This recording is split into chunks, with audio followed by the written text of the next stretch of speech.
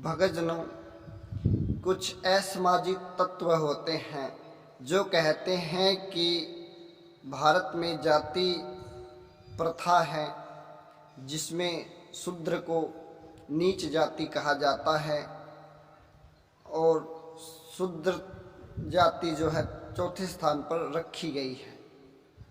वो इस भारत देश को जाति व्यवस्था के नाम पर बांटते हैं और कहते हैं, यह आरोप ब्राह्मणों के ऊपर लगाए जाते हैं कि ब्राह्मणों ने जाति व्यवस्था की और जो शूद्र जाति है उस जाति को ब्राह्मण मान सम्मान नहीं देते थे, इसलिए उन्हें अलग रखा जाता था, इसलिए उनसे घृणा की जाती थी।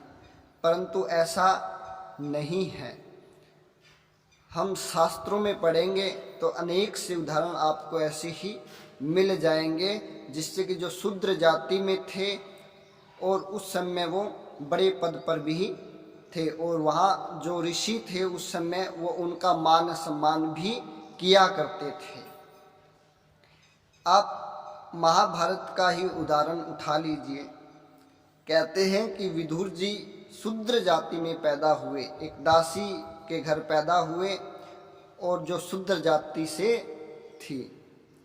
तो आप इस उदाहरण को समझिएगा कि जब विदुर जी शूद्र जाति में थे और वो उस दासी के घर में पैदा हुए और उन्हें बहुत सम्मान दिया जाता था और वो महाभारत में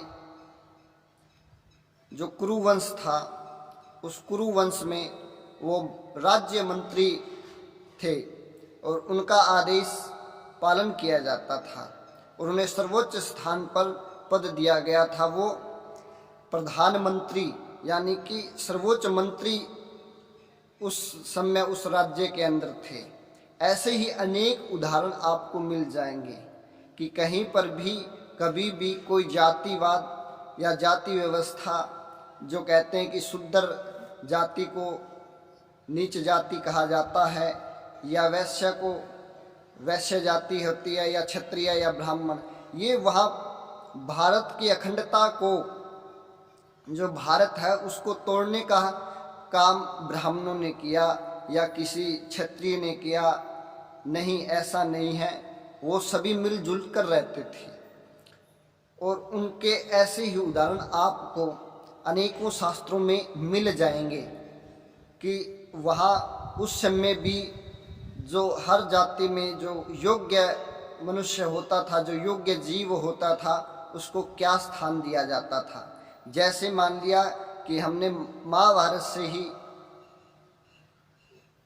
कहा है कि विदुर जी नीच जाति यानी कि नीच नहीं कह सकते, शूद्र जाति कहा गया है और शूद्र जाति में पैदा हुए और फिर भी उन्हें उच्च स्थान राज्य मंत्री का मिला और वो माने जाने माने राज्य मंत्री थे। उनकी पुस्तकें भी हैं, विदुर नीति, उनमें जो राजज्ञान था, जो राज्य के प्रति उनकी जो सोच विचार थे, उनके विचारों को देख करके उन्हें राज्य मंत्री भी बनाया गया और वह बहुत ही विद्वान थे। उन्हें जो विद्वानी के हिसाब से उन्हें जो पद दिया गया वो सर्वोच्च पद भी दिया गया। परंतु जो आजकल कुछ सामाजिक तत्व हैं जो भारत की अखंडता को ध्वंस करना चाहते हैं और कहते हैं कि ये वर्ण व्यवस्था बनाई है ब्राह्मणों ने या किसी ने भी, तो उसमें सबसे नीचे के स्थान पर शूद्र जाति को रखा गया है। ऐसा आज भी नहीं है और पहले भी नहीं था। ये कुछ असामाजिक तत्व हैं जो हमारे देश को तोड़ना चाहते हैं, हमारे भारत की संस्कृति को खंडन करना चाहते हैं। तो भगतजनों, कभी भी अपने भारत की अखंडता को ध्वस्त नहीं होने देना है और हमें मिलजुल करके रहना चाहिए।